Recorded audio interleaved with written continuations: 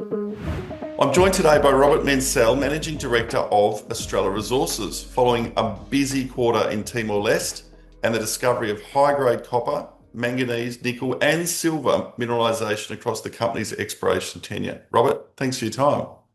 Yeah, hi David, how are you? This is your first quarterly report since becoming Managing Director. Before we discuss the latest discoveries, can you briefly summarise the progress Estrella made during the quarter and why you believe the company is now well positioned?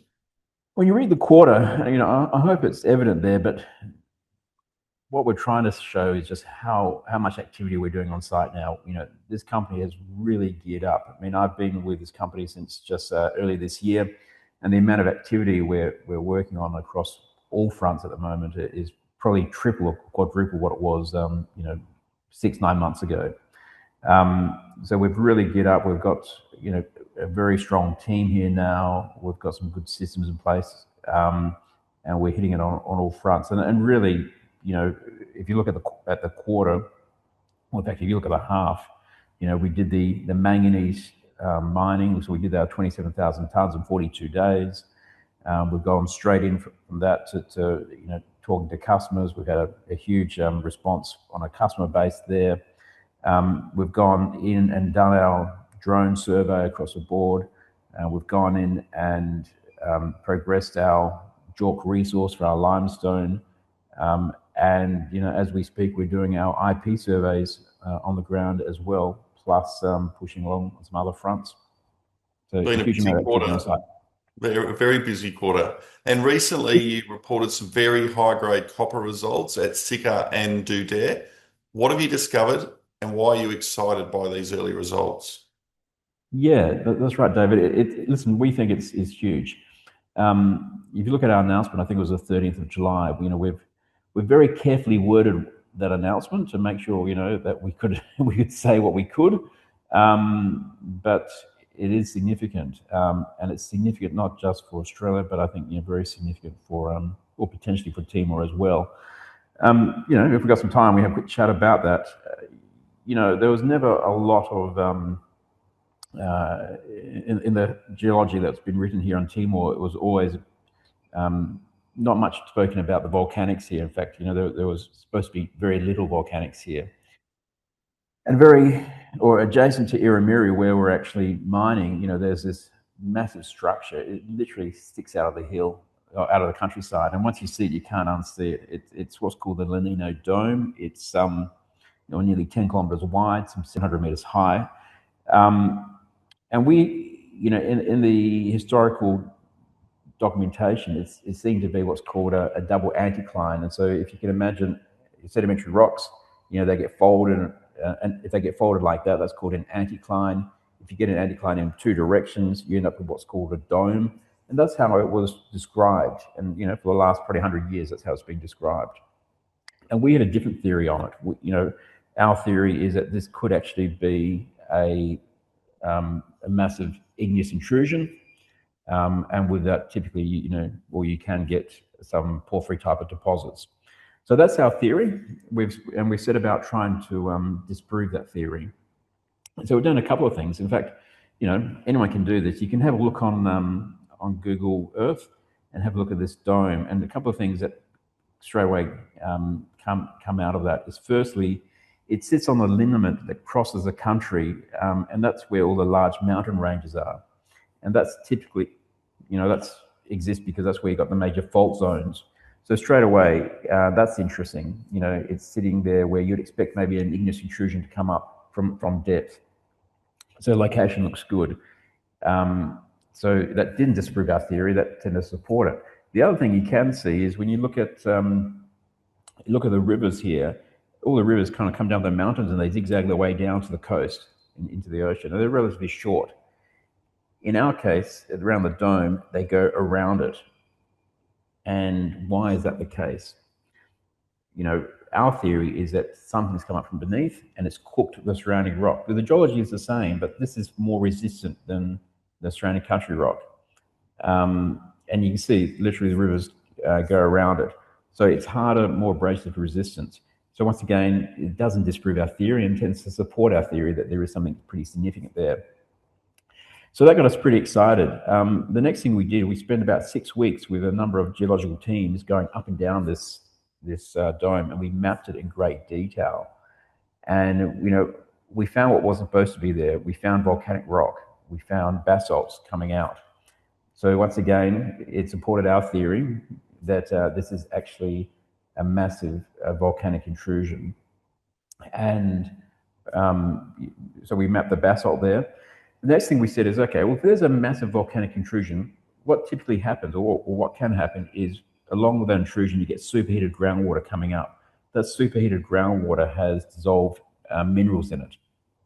And as that comes up through the surrounding country rock, those minerals precipitate out due to chemical reactions or due to pressure drops due to physical structures. And what you get then is what's called zonation. So you see a variety of minerals dropping out from the source. As you go further out, you see different minerals dropping out, or you expect to see that. And then so we went and then mapped around that area, the area immediately adjacent to that dome. And this is where we reported these high grades. We saw high grade copper, we saw high grade silver, we saw nickel sulfides. Nickel sulfides aren't supposed to exist in this part of the world. It's all just nickel laterites.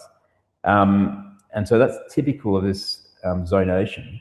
So once again, it didn't disprove our theory, it actually supported our theory.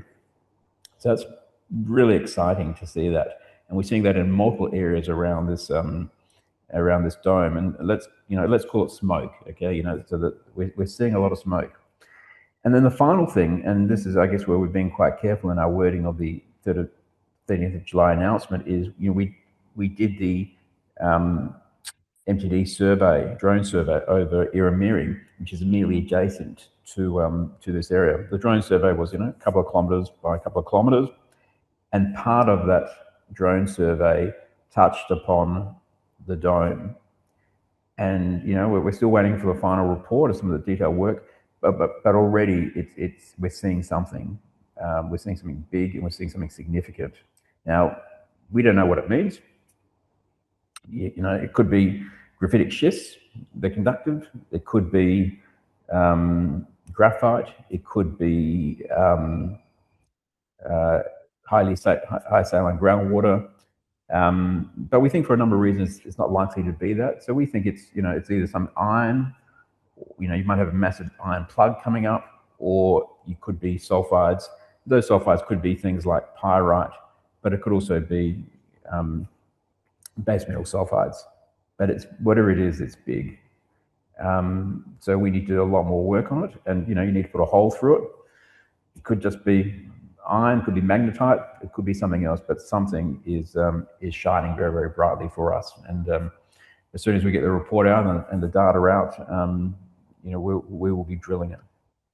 And just stepping back a little bit, finding several different commodities across that same area. Yeah. Obviously unexpected, or in some ways expected, if it was to test your theory. But what does it tell you about the size and type of mineral system? It suggests it's a porphyry deposit. It suggests that you're getting zonation. So you're seeing something where the various minerals, multi minerals, but dropping out. This is all a theory. It needs to be tested with drilling. But at the moment, we're busy trying to disprove this thing. But what we are seeing, we are seeing in the raw data something significant. Let's see the final report. But it's fair to say this is probably our number one priority drill hole for the company. As soon as we get on that ground, we will put a hole in. You've got to see what it is. It could be nothing. It could be something substantial.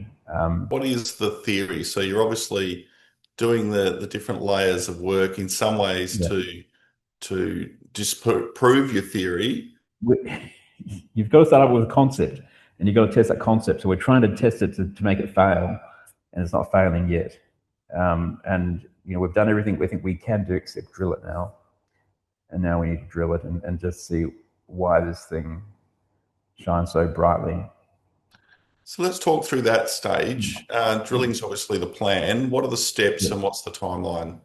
We're lucky in that this sits on our current exploration lease, or Category B exploration lease, so we can actually we need to put the documentation into the government department here, regarding the proposed drill hole and the site and the environmental aspects. But certainly, we expect that probably sometime next month, to be drilling that hole. And how long will the campaign go for, do you think? Probably depends on what we find. If we come back and it's a very benign graphitic schist, well, it'll be pretty short. But if we find something a bit more extensive, I think we will drill. We'll keep drilling. Potentially this will be the deepest hole drilled in Timor ever. And how quickly will you know? You will see it in the drill hole. You'll see it in the drill hole. It's a theory. We're trying to disprove it. If we hit sulfides, it supports the theory that this is actually a very big porphyry system. And I got to say, once you look on the maps, you can see it. You can see a whole lot of these things. And if it is part of a mineral system, how big could it be? Well, we're talking about a hypothetical here, but everyone likes porphyry systems because they're big. And it's big until it's disproven to be big, put it that way. But certainly it looks significant. It looks very significant. That's why it's such a head turner. Like, wow, this thing is big. It's big. Apart from shareholders, how many people do you think are now watching this drill program? Listen, I think, have a look at that report on the 30th of July. Have a look at what our concept, what we're trying to test. Have a look how we worded that. I think we've said what we can on the data we've got. So I think we've released out an announcement, but I think it does all support the theory of being a large porphyry system. But of course, that could just be pyrite, or that could be something else. We don't know. Well, clearly, there's nothing more truer than the truth detector going down shortly. So we'll look forward to following that. But you've also been busy at Ira Miri. You have produced a trial parcel of high-grade manganese, received interest from 9 potential partners. How close do you think you are to a sale, and what could that mean for the company? Yeah, so we're very close to a sale. So we had, just go through the history, we had 20 parties interested. We gave them the data pack. We had nine proposals come forward, and of course all these proposals are slightly different. They all want different things. We've gone and put a recommendation to the board. The recommendation to the board was to discuss in detail with 4 customers, and we've had those discussions, and we're just discussing pricing at the moment. And what you'll probably see is the bulk will go to one customer, and then some small parcels going to a few other customers, just purely as some trials, and that may even be done, the smaller ones done via containers. And what would that mean for the company? Well, I think the big thing for the company, for us, is to establish ourselves in the market, and the fact that we had 20 people interested, we had 9 proposals. It's a great sign. It will demonstrate. Well, it would demonstrate that Timor, without a history of manganese, a recent history of manganese mining, is suddenly a player, and it means that we'll get some more feedback from the customer, and of course, it means for us some cash as well. So we're happy about that. Well, it's going to be a busy time. If the last quarter was busy, definitely for shareholders, this quarter is going to be busy with a lot of key milestones they should be watching with interest. I think so. There is plenty happening. Thanks for your time. I look forward to seeing what comes from Estrella over the coming weeks and months. Thank you, David. Look forward to it.